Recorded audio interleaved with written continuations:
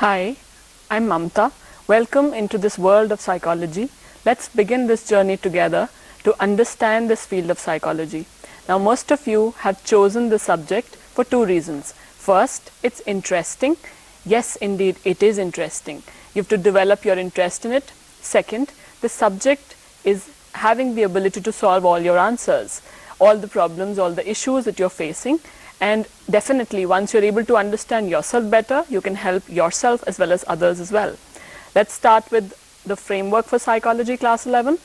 Now, 70 marks is for the theory and 30 marks is for the practical. You have to pass separately in both the subjects. 70 marks has 9 chapters. Let's start with chapter number 1, which is what is psychology. Now, today we are going to discuss 4 topics. First, the definition of psychology. Second, psychology as a discipline, natural science and social science. Third, understanding mind and behavior. And fourth, understanding the popular notions about the subject of psychology. Let's start with topic number 1. Now, before I start with the concept, let me ask you a few questions here. First, do you think psychology is something that is very easy? Just keep these questions in mind and think about it. We'll come to the answers a little later. Psychology, is it an easy subject first? Secondly, is psychology inborn? Are we born with it? Or is it something that we learn? Is psychology face reading, mind reading, thought reading? Think about these questions. Let's start with few concepts. First, look at the definition of psychology. Psychology is defined as a science which studies mental processes, experiences, behaviors in different contexts. Now, this is a very contemporary definition which has 5 concepts under it. First concept is mental processes. When we say mental processes, we talk about the aspect that mind and brain, these are 2 aspects to it. Mind is something that you can't see. It's very subjective. It's something which develops out of your experiences. Brain as such is something that you can see, is something that you can locate, and physical test can definitely understand it. When I'm doing a maths problem, my brain activity and my neural activity can be assessed. That is the brain. But the 2 processes are very much interdependent. Second concept is experiences. Now, if I am doing yoga, only I can understand what I'm going through. At the same time, a person winning an international award, only he can understand what it is to win an international award. So, experience is very subjective, basically dealing with what you are going through. Third is the behavior. Now, if I'm smiling, if I'm nodding, if I'm saying this, all this is something that you can see outside. It is overt behavior which is outside. Behavior as such is to any outside stimulus my reaction or my response. So this is internal as well as external. Internal is if I'm thinking something, this is an internal behavior. External is what you can see outside, which is overt. So overt is observable, internal is covert. Behavior can be simple. If it's a reflex action, it is simple. It can be complex as well. If I'm having an argument or a discussion, that is a complex behavior. Psychologists mostly study the stimulus-response association of the behavior. Next component talks about different contexts. So it is basically talking about cultural context. Now, one more question that comes up here is psychology a science or is it common sense? Psychology is very well a science. It deals with experimentation, verification like other sciences. Now, this was a contemporary definition. Let's move on to the second definition, which is a classical definition from which psychology started with. Psychology started with 2 Greek words. First is psyche, which is meaning the soul. The other is logos, which is meaning science or the study of the subject. So this classical definition says psychology is a study of the soul, the mind or the consciousness. Let's move on to the next topic, psychology as a discipline. Now, most of you would be studying other disciplines as well. There are 2 questions that a discipline answers. First is what to study and second is how to study. What to study basically deals with the aspect that the subject content, what are we trying to understand, which phenomena are we trying to understand. How deals with the science or the methodology. Now, in this aspect, we have 2 things included. One is psychology as a natural science and the other is psychology as a social science. Now, natural science again starts with objectivity. It starts with data collection like other sciences. It is dealing with data collection, verification. It is dealing with experimentation and objectivity. So, as a natural science like other sciences, the same methodology, same procedure is being followed.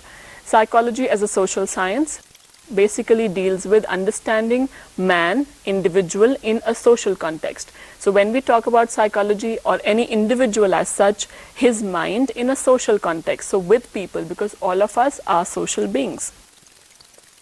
Before we move on to the next one, let me tell you a topic which is very interesting, at the same time very simple, which is understanding mind and behavior.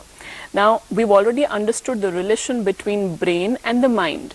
Now here, when we know, neuroscientists have done a lot of research to prove this fact, that even if a brain structure is damaged, mind still continues to function.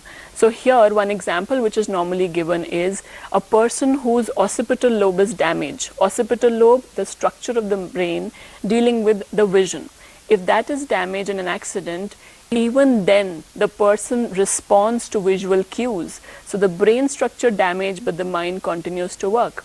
Another example which is normally given here is dealing with a study which was done by Ornish, who talked about patients when they were given this technique of creative visualization, which is that you imagine the stimuli, you imagine the scenario.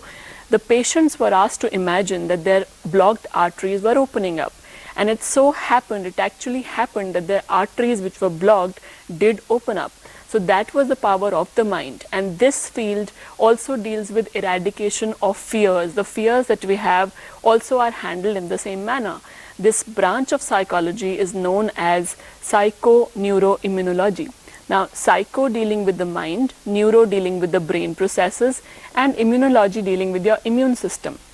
Now, here one simple example that we can understand. A child is not able to go to school because he falls ill regularly. Now there's no physical reason, he's perfectly fine, but he keeps having viral regularly. That is the reason, because the mind is having negative thoughts. He is not having very confident and comfortable thoughts about himself, and therefore he ends up falling ill. So this is where what you have in the mind reflects itself through the bodily processes. The next topic that we have for today is dealing with popular notions about psychology. Now here we have misconceptions about psychology as a discipline. This is what we start with. Is it really, like we've been talking about, it has been discussed and debated that it is a science. So therefore it obviously is said that it is not common sense. We can have a concept like, let's say if I'm reading something and I go off to sleep. Next morning when I get up, will I be able to remember that data or will I forget it? Commonsensical notion says that I will forget it. And this aspect research has disputed. Research says no. When you get up in the morning, mind consolidates the data and you automatically tend to remember it. Another research which is done here deals with the fact that this study which is done by Dweck in 1975, she divided the subjects or the participants into two groups. First group was given easy problems of maths and then difficult problems a little later, once they were able to sort out the easy problems. They had success with easy problems, they were given difficult problems with the commonsensical notion that they will be able to sort out the difficult problems. But this did not happen, unlike the commonsensical view. The research or the scientific study stated that children, the second group which was given easy and difficult problems combined, they were able to solve and sort out the problems much better because they were told that you have not tried hard enough. So common sense says easy problems of maths and then difficult problems, children will be able to do it. Research did not agree. One more example which is given here is of the fact, let's say your friend goes out of town. Now, normally common sense will say that the friend goes out of town, the relation is going to end. But that doesn't happen according to research also. It might happen, distance makes the heart grow fonder. Let's look at the misconception of the final topic. Psychologists can read people's mind. Again, it is not possible to understand what is going on in your thoughts, but definitely through the body language, through the observation, through a scientific process, it can be analyzed. Psychologists work only with crazy people. Now, do I look crazy? Are you crazy because you've taken the subject? Or anybody who goes to a psychologist, is that person crazy?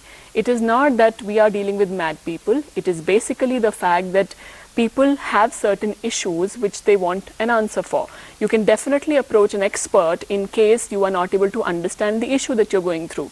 Like we go to a doctor when we are dealing with the body.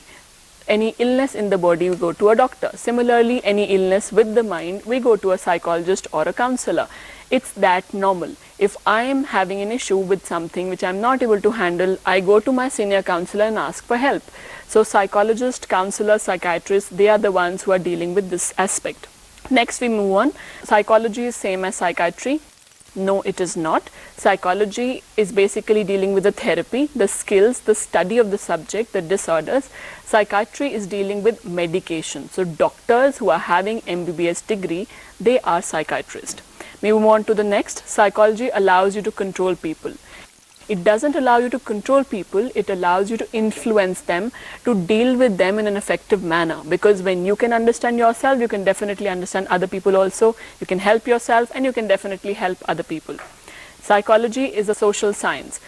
See, some colleges have graduation or BA in psychology, the others have BSc in psychology. Some have psychology with science, some have psychology with humanities. So it's perfectly fine because it is a science-based subject, so it is okay to have it as a natural science as well as a social science. Commonsensical knowledge and psychological notions are the same. Again, we've already done this, it is not the same. Research says different things apart from what common sense says. So you have to test it and verify it like a scientist. Psychologists, psychiatrists, counselors are mad people. They are not mad people, they are very normal, very healthy. They're just dealing with issues related to the mind. And when you're dealing with any issues related to the mind, sometimes you find it very scary. And that is something which people feel that what will others think if I go to a psychologist. It is not like that. You can definitely approach a psychologist whenever you feel you're stuck up somewhere. You can approach an expert. He's trained to handle in this area, so you can definitely get help. It's a simple subject. Now this is a very big misconception. It is not a simple subject. It is a subject which is very technical. Because you're taking it for the first time, it will take some time for you to read up, to develop interest in the subject.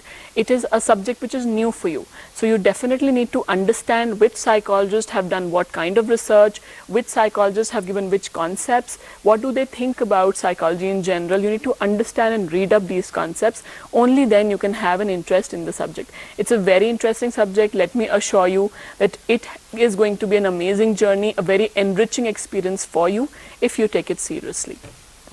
Let's summarize this. We've done the topics today which are psychology as a general notion. What is psychology? We've done psychology as a discipline, psychology as a natural science, and psychology as a social science. We've also done popular notions about the discipline of psychology. We've done defining psychology as mind and behavior concept, and we've done what are issues which people have in mind related to the subject. One more aspect that people think of here is that psychology is done by people or children. If you read up psychology, you'll become a psyche. It is not like that again. It is again a myth and a misconception. You will not become a psyche because it is something which will help you understand yourself better. So you cannot become a psyche through that. You can only increase your awareness on this journey of understanding the subject of psychology. Thank you.